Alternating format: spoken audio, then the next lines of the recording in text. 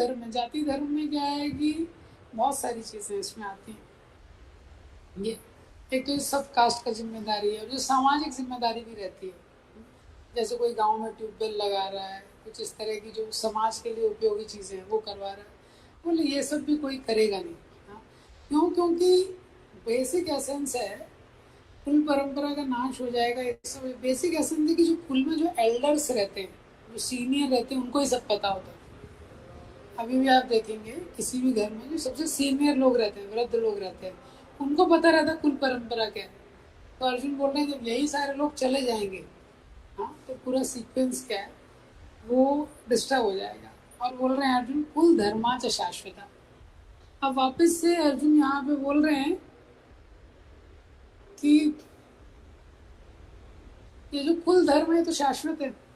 हाँ, हालांकि कुल धर्म शाश्वत नहीं है, पहले भी हमने देखा है। जो कुल धर्म है वो शाश्वत नहीं। शाश्वत का यहाँ पे मतलब है कि कुल धर्म बहुत लंबे समय तक चलता है, ये सिद्धांत है।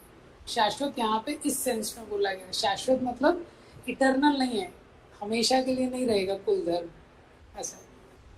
अब अर्जुन आगे लिंक को जोड़ रहे हैं, उत्सन्न कुल धर्माणाम मनुष्याणाम जनार्दना।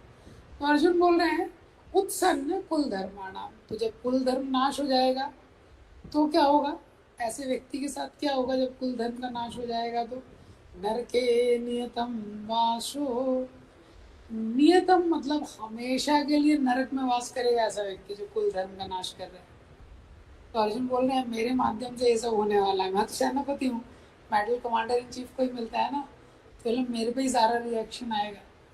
इतने लोगों को मारूंगा, कुल नाश होगा, अधर्म आ जाएगा, स्त्रियां दूषित हो जाएंगी, वर्ण संकर आएगा, पिंडो पित्र आदि जो क्रियाएं हैं वो बंद हो जाएंगी, जाति धर्म का नाश हो जाएगा। और कुल धर्म का नाश जो करता है उसको नरक में परमानेंट उसको मिल जाता है 2 BHK, नरक में ही रहेगा फिर। तो अर्जुन बोल रहे हैं मेरे को वहाँ पे रहना पड़ेगा। तो भगवान बोल रहे ये कहाँ से कोट कर रहे हो? तो अर्जुन बोलते हैं भवती इति अनुशुश्रुमा। अरे मैं अपने आप कोट नहीं कर रहा हूँ, अनुशुश्रुमा मतलब मैंने सुना है। हाँ, मैंने सुना है। सुना है मतलब किससे सुना है? अथॉरिटीज से सुना है। प्रभुपाद जी इसको कोट करते हैं तात्पर्य। अर्जुन बोल रहे मैं अपने मन का बात नहीं बता रहा, मैं अथॉरिटीज से। तो अर्जुन को धर्म के बारे में मालूम है। अर्जुन को मालूम है जन्म क्या है, मृत्यु क्या है, ये सब पता है। तो ये संसार का कोई मूर्ख व्यक्ति नहीं है अर्जुन जो इस तरह से बोले कि अपने मन के ऊपर अथॉरिटी कोट कर रहे हैं। और जितने रीजन अर्जुन ने दिए हैं ये भी शास्त्र के अकॉर्डिंग दिए। तो अर्जुन बोल रहे हैं कि ऐसा मैंने पहले सुना है। तो अर्जुन शास्त्र के बेसिस पे ही बोल रहे हैं। हाँ, लेकिन क्या है, शास्त्र की जो शिक्षाएं हैं वो अलग अलग स्तर पे। तो अर्जुन जो शिक्षा दे रहे हैं वो गलत नहीं है, लेकिन वो टॉप मोस्ट स्तर नहीं है शास्त्र का। शास्त्रों में बोला है कुल धर्म का पालन करना चाहिए, लेकिन क्या है ये शास्त्र का टॉप मोस्ट लेवल नहीं है कि कुल धर्म का पालन करना है। दूसरा अर्जुन को बोल रहे हैं कि नर के नियतम वासु। तो अर्जुन बोले नरक में हमेशा के लिए रहना पड़ेगा, ये कि नरक में उसको नित्य रूप से रहना पड़ेगा। लेकिन ये जो सिद्धांत है ये क्रिश्चियनिटी और इस्लाम में लोग बोलते हैं ऐसा। तो इस्लाम में बोलते हैं अल्लाह को फॉलो करो, अल्लाह को नहीं फॉलो किया तो जहन्नुम में जाओगे। कब तक? कोई टाइम नहीं है, हमेशा के लिए जहन्नुम में जाओगे। और क्रिश्चियनिटी में बोलते हैं फॉलो जीसस और गो टू हेल। या तो जीसस को फॉलो करो, नहीं तो हेल में जाओगे। कब तक? इटरनली। तो लेकिन सनातन धर्म में इटरनल ऐसा कोई सिद्धांत नहीं है कि हमेशा व्यक्ति नरक में रहेगा। तो यहाँ पे भी जो नियतम वासों का सिद्धांत है, वो सिद्धांत क्या है कि बहुत लंबे समय तक के लिए नरक में रहना पड़ता है अगर व्यक्ति कुल धर्म आदि का पालन नहीं करता। ये मतलब कुल धर्म का पालन नहीं कर रहा है, भगवान का भी शरण नहीं लिया है, वो सिद्धांत है। हाँ, भगवान का शरण लिया है तो उसको जरूरी नहीं है सारे धर्मों का पालन करना, लेकिन भगवान का भी शरण नहीं लिया है और कुल धर्म का भी पालन नहीं कर रहा है, तो वो क्या है उसके लिए अनहेल्दी हो जाएगा। ये सिद्धांत है। अब यहाँ पे क्या है, दूसरा ये सिद्धांत है, भगवान ने अर्जुन को बोला था तुम युद्ध करोगे तुमको तो स्वर्ग मिलेगा।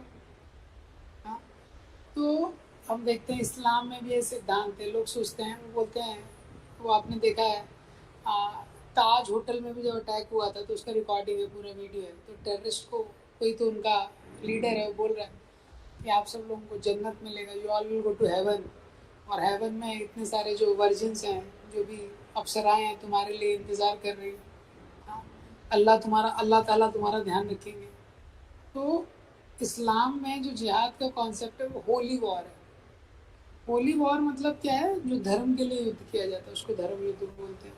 दूसरा, धर्म युद्ध में क्या है, बहुत सारे नियम होते हैं। जैसे एक नियम क्या रहता है युद्ध में, जिन भी योद्धाओं के बीच में युद्ध हो रहा है वो दोनों को पता होना चाहिए, दोनों के बीच में समान। जैसे रथ वाला है तो रथ वाले से लड़ेगा, जो पैदल है वो पैदल से लड़ेगा, हाथी वाला है हाथी से लड़ेगा, ऐसा सिद्धांत रहता है। लेकिन आप जिहाद में देखेंगे जो टेररिस्ट वगैरह हैं ये कैसा करते हैं, तो पहला तो जिन लोगों के साथ युद्ध करते हैं तो वो तो अलर्ट रहते हैं, नहीं बच्चे मर रहे हैं, स्त्रियां मर रही हैं। हाँ, तो ना तो वो अलर्ट है, ना वो इक्विप्ड है, ना उनके पास कोई अस्त्र है, ना उनके पास कोई शस्त्र है। इसलिए जिहाद के नाम पे जो सारा चीज़ करते हैं बहुत क्रूर, बहुत उग्र कर्म है, इसके लिए उनको बहुत ज़्यादा पाप लगेगा ये। और इसके आगे अर्जुन बोलते हैं 44 श्लोक में, अहोवत महत पापम कर तुम, अहोवत कितने आश्चर्य की बात है, महत पापम ये महान पाप, कर तुम व्यवस्थित, ये महान पाप हम लोग करने जा रहे थे, कितने आश्चर्य की बात है। कर तुम व्यवस्थिता वयम, हम लोग ने निश्चय कर लिया था कि हम ये युद्ध करेंगे। अर्जुन बोले व्यवसायत्मिका बुद्धि, व्यवसायत्मिका मतलब डिटरमाइंड थे कि ये युद्ध करेंगे। क्यों? यद राज्य सुख लोभ है, राज्य और सुख के लोभ में, out of the greed for राज्य सुख। तो अर्जुन यहाँ पे बोल रहे हैं ये कौरव लोग तो राज्य के भूखे हैं ही, ये लोग तो लोभी हैं, हम लोग भी लोभी हैं, हम लोगों को भी राज्य सुख का लोभ था, इसलिए हम लोग हंतुम स्वजना मुद्यता, हम अपने स्वजनों को मारने के लिए तैयार हो गए। कितना बड़ा आश्चर्य है। या ये मतलब कई बार अर्जुन इन कुछ पीछे वाले श्लोकों में यूज कर चुके हैं ये शब्द स्वजनम। हाँ, पहले के कुछ श्लोकों में भी यूज किया स्वजनम स्वजनम स्वजनम। पहले अर्जुन बोल रहे थे धात राष्ट्र धृतराष्ट्र के दुर्बुद्धि पुत्र, अभी वो यूज कर रहे हैं स्वजनम। तो अर्जुन का जो बुद्धि है अभी चेंज हो गया है, इसको बोलते आसक्ति। जब किसी व्यक्ति बॉडीली कंसेप्शन में आ जाता है, अटैच हो जाता है, पूरा माइंड उसका चेंज हो जाता है। और उसके बाद अर्जुन यहाँ पे बोलते हैं कि मुझे तो लगता है इन लोगों को मारने से अच्छा 45 श्लोक में, हाँ, यदि माम अप्रतीकारम अशस्त्रम शस्त्रपाणे, अर्जुन बोलते हैं अप्रतीकारम, अगर मैं प्रतिकार नहीं करता हूँ इस युद्ध में, मतलब प्रतिकार मतलब रिएक्शन, काउंटर एक्शन। तो अर्जुन यहाँ पे बोलते हैं कि मैं प्रतिकार नहीं करता हूँ, ये लोग मेरे साथ युद्ध करेंगे, लेकिन अगर मैं काउंटर एक्ट, इनके साथ रिएक्ट नहीं करता हूँ तो वो ज़्यादा अच्छा है। अशस्त्रम शस्त्र पाणया, अशस्त्रम मतलब मैं अपने शस्त्र नीचे रख दूंगा। ज़्यादातर क्या होता है कि अगर आप शस्त्र नहीं उठाओगे तो दूसरा वाला व्यक्ति भी शस्त्र नहीं उठाएगा। पहले के समय में, आज के समय में नहीं, पहले के समय में दोनों के पास शस्त्र है तभी युद्ध होगा। युद्ध के भी मतलब रूल्स होते थे ऐसे। तो अगर दोनों नहीं उठाएंगे तो वो दूसरा व्यक्ति भी युद्ध नहीं करेगा इस तरीके से। लेकिन यहाँ पे अर्जुन बोल रहे हैं कि धात राष्ट्र रणे हंतुम, अगर धृतराष्ट्र के पुत्र हैं वो मुझे मार भी दें इलीगल तरीके से, मतलब अगर मैंने शस्त्र नहीं उठाया और उन्होंने शस्त्र से मुझे मार दिया। हालांकि अगर आपने शस्त्र नहीं उठाया तो सामने वाला भी शस्त्र नहीं उठाएगा, लेकिन अर्जुन का मतलब है कि अगर अधार्मिक तरीके से भी उन्होंने मुझे मार दिया, रणे हम तुम, रण में अगर उन्होंने मुझे मार दिया, तन्मे क्षेम तरम भवे, तो अर्जुन बोलते हैं वो भी मेरे लिए क्षेम तरम, क्षेम means long term welfare. Arjun बोलते हैं अगर मेरी मृत्यु भी हो गई तो मेरे लिए बेटर है, कम से कम पिछले जो इतने सारे श्लोक बोले हैं अर्जुन ने 39 से 43, ये पाप तो नहीं लगेगा मुझे। मेरी मृत्यु भी हो गई तो भी क्या है, कम से कम मैं पाप से बच जाऊंगा। संजय उवाचा, तो संजय बताते हैं एवं मुक्त्वा अर्जुना सांख्ये रतोपस्थ उपाविशत् विसृजं सस्यरं चापं शोक संविघ्न मानस। एवं उक्त्वा, इस प्रकार से बोलने के बाद अर्जुन, हाँ, इस प्रकार से बोलने के बाद सांख्य उस युद्ध भूमि में रथो उपस्थ उपाविशत, वो रथ पे बैठ जाते हैं। विसृज्य सशरम चापम, वो जो अपना धनुष बाण होता है उसके नीचे रख देते हैं। शोक संवेग में, एकदम डिप्रेशन में चले जाते हैं अर्जुन। तो पिछली बार भी मैंने बताया था, अर्जुन को अगर कोई बोलता है कि गांडी नीचे रख दो, तो अर्जुन ने शपथ ली थी उसको मैं उसकी हत्या कर दूंगा। अब वो अर्जुन ने खुद ही गांडी नीचे रख दिया। किसी ने बोला नहीं अर्जुन को, खुद ही उसने गांडी नीचे रख दी। तो इसीलिए ये बताते हैं कि जैसे आर्मी में सेइंग रहता है, battles are won in general stand. जो युद्ध होता है जनरल के टेंट में ही उसको फाइनल होता है, क्या रणनीति होगी, क्या होगा। तो सिद्धांत ये है कि बैटल आर ऑफन वन और lost outside the battlefield, inside the mind. तो माइंड का बहुत रोल है। अगर जो बैटल व्यक्ति करता है उसमें मन का बहुत रोल है कि क्या उसका माइंड में चल रहा है। अगर व्यक्ति मन से हार गया तो वो हार ही है। तो चेतन सिंह ने एक आर्टिकल लिखा है, to lose the will to fight is to lose the fight. अगर आपने विल छोड़ दिया, to lose the will to fight is to lose the fight. तो इस प्रकार से अर्जुन यहाँ पे काफी डिप्रेस हो जाते हैं। यहाँ पे 2-3 इम्पॉर्टेंट चीजें देखने का, पहला क्या है, हम देखते हैं संसार में अटैचमेंट कैसे चीजों को परिवर्तित कर देता है। अर्जुन अभी युद्ध के लिए तैयार थे, इतने समय से युद्ध की तैयारी चल रही है, इतना सारा अत्याचार हुआ है पांडवों के कारण, पांडवों के ऊपर कौरवों के द्वारा, लेकिन फिर भी इस समय वो सारे स्वजनों को एक साथ देख के भावनाएं इतनी ज्यादा प्रबल हो गई हैं, उनको स्वजन दिख रहे हैं सब। तो आसक्ति है संसार में हमारा पूरा मनोभाव चेंज कर देती है। जिस भी व्यक्ति के प्रति संसार में आसक्ति आ जाती है, फिर हमारा लॉजिक साइड में हो जाता है। ये पुरुष अगर स्त्री के प्रति आसक्त हो गया तो आप देखेंगे तो सारा लॉजिक क्या है, साइड में हो जाता है। लॉजिक क्या है उसके बाद वो समझ नहीं सकता है, जो तर्क है उसको समझ नहीं सकता।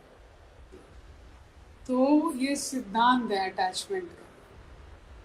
ये अटैचमेंट क्या है, पूरा पॉइंट ऑफ व्यू व्यक्ति का चेंज कर देते हैं। जैसे बच्चे होते हैं, छोटे रहते हैं, जैसे थोड़े बड़े होते हैं उनके फ्रेंड्स हो जाते हैं, तो वो फ्रेंड्स के साथ कुछ जब इतना अटैचमेंट हो जाता है, पेरेंट्स को नहीं सुनते। फिर थोड़ा बड़े हो जाते हैं, स्टूडेंट खेलने लगते हैं, पेरेंट्स को सुनते हैं, पेरेंट्स को नहीं सुनते, वो फ्रेंड्स का बात सुनते हैं। हाँ, और बड़े हो जाते हैं, गर्लफ्रेंड हो जाते हैं, और उसके बाद व्यक्ति पारिवारिक जीवन में चला जाता है। जिस जहाँ पे भी आसक्ति आ जाती है वहाँ, और क्या होता है कि अर्जुन ने सारे शास्त्रिक लॉजिक दिए हैं। व्यक्ति अपनी इंटेलिजेंस का उपयोग करता है उस आसक्ति को बनाए रखने के लिए ज्यादातर। तो इंटेलिजेंस से भी सारे रेशनल रीजन अर्जुन ने दे दिए। Basically Arjun is attached. तो शास्त्र में एक इम्पॉर्टेंट सिद्धांत है, उसको याद रखिए, our intelligence should be subordinate to the intelligence of spiritual master. हम जो बुद्धि का उपयोग करते हैं वो हमेशा जो भी हमारे सीनियर्स हैं, स्पिरिचुअल मास्टर हैं, उसके सबऑर्डिनेट रहना चाहिए। अपनी बुद्धि के आधार पर हमको सारा निर्णय नहीं लेना चाहिए। बुद्धि का उपयोग करना चाहिए, लेकिन वो बुद्धि किसी के तो सबऑर्डिनेट रहनी चाहिए, नहीं तो बुद्धि भी धोखा दे देगी। नहीं तो लाइफ में बुद्धि भी धोखा दे देगी। There should be someone whom we are able to trust in the times of crisis। जब विपत्ति का समय आता है, बहुत महत्वपूर्ण चीज़ है, कोई एक व्यक्ति रहना चाहिए जिस पर हम ट्रस्ट कर सकें। शास्त्रों में आप देखेंगे पूरी पृथ्वी के राजा हैं, इतने बड़े बड़े किंग, लेकिन वो मेजर जो निर्णय खुद नहीं लेते। जनक के महाराज के पुरोहित हैं शतानंद, दशरथ महाराज के पुरोहित हैं वशिष्ठ। ये तो अर्जुन का ये सौभाग्य था कि अर्जुन के साथ कृष्ण। इतना डिप्रेशन में अर्जुन चले गए, लेकिन अर्जुन अपना डिसीजन खुद नहीं लेंगे। अर्जुन ने आर्गुमेंट दिए हैं, आर्गुमेंट हम दे सकते हैं, लेकिन डिसीजन के लिए कोई व्यक्ति होना चाहिए, ये सिद्धांत है। तो ये 5 रीज़न अर्जुन बता रहे हैं मैं युद्ध नहीं करना चाहता। यही 5 रीज़न हैं जो लिविंग एंटिटी देता है कि मैं क्यों ये संसार में, सी फॉर कंपैशन। तो कुछ लोग दया के कारण भगवान की शरण नहीं लेते। दया मतलब, तो कुछ लोग सोचते हैं भगवान की पूरी शरण ले लेंगे, ज़्यादा भक्ति करने लगा है तो कुछ करेगा ही नहीं। हाँ, तो लोग किसी भी टेम्पल में जाएं, माता पिता ज़्यादा दुखी नहीं होते। लेकिन अगर माता पिता को पता चल गया कि बच्चे क्या है इस्कॉन टेम्पल में जा रहे हैं, तो दुखी हो जाते हैं, क्योंकि उनको लगता है ये जा रहा है चले जाएगा शायद। तो कुछ लोग को लगता है दया मतलब माता पिता हो या किसी चीज़ की दया, उनको लगता है कि ज़्यादा इस पे नहीं करना है। तो बोलते हैं माता पिता की सेवा ही सबसे बड़ा धर्म है। माता पिता की सेवा बहुत महत्वपूर्ण है, उसमें डाउट नहीं है, लेकिन वो सबसे बड़ा धर्म नहीं है, हमें पता होना चाहिए। ये हाँ, ये माता पिता का ये कर्तव्य है कि बच्चों को भगवान की भक्ति में लगाए, और बच्चों का ये कर्तव्य, सेवा तो सबके लिए है। तो जब सबके लिए है तो डेफिनेटली माता पिता के लिए तो है ही ये सिद्धांत। तो सेवा तो सबके लिए करना है। तो कंपैशन दूसरा रीज़न है, डिस्ट्रक्शन ऑफ फैमिली ट्रेडिशन। कुछ लोगों को लगता है कि कुल परंपरा का जो वो है, कुल कुल के देवी देवताओं का लोग पालन करते हैं, उनकी पूजा करते हैं, और यहाँ इस्कॉन में आए तो भाई केवल कृष्णा, ये क्या है। हम लोग तो हाँ शिव चालीसा भी कर रहे थे और 16 सोमवार का संतोषी माता का व्रत रख रहे थे। ये सारे व्रत भौतिक है, यही संसार के साथ खत्म हो जाते हैं। ये तो इसके कारण कुछ लोग कृष्ण भक्ति में नहीं आते, ये शरणागत नहीं होते। उनको लगता है ये लोग बहुत नैरो माइंडेड है, केवल कृष्णा केवल कृष्णा। हाँ, डिस्ट्रक्शन ऑफ फैमिली ट्रेडिशन। और कुछ लोग भक्ति में भगवान में शरणागत नहीं होते, बस तीसरा रीजन इंजॉयमेंट। हाँ, तो इंजॉयमेंट है, उनको लगता है अरे यहाँ तो इंजॉयमेंट धीरे धीरे सब खत्म हो रहा है, सब भोग लगा के खाना है, तो मतलब सारा पार्टी खत्म, वो खत्म, ई फॉर इंजॉयमेंट, भोग कैसे करेंगे हम ये। और उसके बाद एफ फियर ऑफ सिन। तो उनको लगता है कि फियर ऑफ सिन भी, तो लोगों को लगता है कि कुछ एक चीज़ छोड़ेंगे। हाँ, तो अगर हम केवल कृष्ण की पूजा करेंगे तो बाकी देवी देवताओं को क्या होगा, हमको पाप लगेगा। या कुल धर्म को छोड़ देंगे, केवल भगवान का धर्म पालन करेंगे सनातन में, पाप लगेगा उनको। तो इस तरह का लोगों को फीलिंग रहता है। ये सारे ऑब्स्टेकल्स हैं, ये सारे अर्जुन के रीज़न हैं। और ये अर्जुन ने जो रीज़न दिए हैं वो देखने में ठीक लगते हैं, गलत नहीं है लेकिन परफेक्ट नहीं है। जब हम कृष्ण भक्ति में आते हैं हमको पता होना चाहिए ये चीज़ें। हाँ, और इसके बाद जो पांचवा रीज़न है जो अगले चैप्टर में आएगा, ये सारे रीज़न देने के बाद अर्जुन कंफ्यूज है और वो कुछ नहीं कर पाता है। इसी तरह एक शास्त्र में हम देखेंगे जो व्यक्ति सारे रीज़न देता है, हाँ, लेकिन वो कभी कुछ फाइनल डिसीजन नहीं ले पाता। हाँ, तो जो सारे क्या है वो स्वार्थ के बेसिस पे है। कंपैशन किसके ऊपर है, शरीर से स्वार्थ है। मैं, मेरा परिवार, मेरे रिश्तेदार, उन पे ही कंपैशन है, बाकियों पे कंपैशन नहीं है। वो भी शरीर के बेसिस पे। और फैमिली ट्रेडिशन, कुल की परंपरा, वो भी किसके बेसिस पे, शरीर के बेसिस पे। ये गलत नहीं है लेकिन ये हाईएस्ट नहीं है। एट द सेम टाइम शास्त्रों में बताया, इसका मतलब ये नहीं है कि हम लोग कुल के धर्म या इन सब का पालन नहीं करते, नहीं, हम लोग पालन करते हैं। हमको समाज को भी बहुत ज़्यादा डिस्टर्ब नहीं करना चाहिए, तो लोग जिससे डिस्टर्ब ना हो ऐसे करना चाहिए। तो कुल परंपरा में जो भी छोटी चीज़ें हैं उनका हम पालन कर सकते हैं, लेकिन हृदय में ये विश्वास होना चाहिए कि हरि नाम ही सार है, हरि नाम ही सार है, और भगवान की शरणागति लेना ही जीवन का उद्देश्य है। बाकी चीज़ें डिटेल है, जैसे श्राद्ध और ये सारी क्रियाएं, ये भी व्यक्ति को करनी चाहिए। व्यक्ति को ऐसा, चैतन्य महाप्रभु ने भी श्राद्ध की क्रिया की थी। ये सिद्धांत लेकिन किसके लिए है, जिससे समाज में डिस्टर्बेंस ना हो और गलत उदाहरण ना हो, क्योंकि गलत एग्जाम्पल हो जाएगा, है ना। हम लोग नहीं करेंगे, सपोज डिवोटी नहीं करेंगे, और बाकी लोग हैं वो डिवोटी भी नहीं बनेंगे और ये भी नहीं करेंगे, फिर ऐसा होगा। इसीलिए एग्जाम्पल के लिए ये चीज़ें करना इम्पॉर्टेंट है, लेकिन व्यक्ति को पता होना चाहिए। प्रभुपाद जी ने कृष्ण बलराम मंदिर का उद्घाटन हुआ, यज्ञ के लिए लोकल पंडित्स को बुलाया, उन्होंने यज्ञ वगैरह किया, लेकिन प्रभुपाद जी ने बोला पीछे हरिनाम करो, भक्तों को बोला आप हरिनाम करो। तो फिर जो मंत्र वगैरह कर रहे थे पंडित वगैरह, तो वो देखने लगे कि हरिनाम भी चल रहा है, यज्ञ भी चल रहा है। तो पंडितों ने बोले तो उन्होंने रोक दिया। लेकिन प्रभुपाद जी ने पीछे से बोला हरि नाम करो, आप हरि नाम करते रहो, क्योंकि प्रभुपाद जी का ज़्यादा विश्वास हरि नाम पे था। लेकिन बाकी लोगों के लिए प्रभुपाद जी ने तो आई मतलब इनडिसीजन। इस चैप्टर का सबसे बड़ा लेसन ये है, when the person is selfish he cannot come to sound conclusions। तो जो पांचवा कारण है, कितना भी व्यक्ति विश्लेषण करे, जब तक वो स्वार्थी है और अपने बारे में सोच के ही सारे निर्णय ले रहा है, वो एक फाइनल कंक्लूसिव एक सही निष्कर्ष पे नहीं आ सकता। ग्रंथराज श्रीमद् भगवद गीता की जय। श्री प्रभुपाद।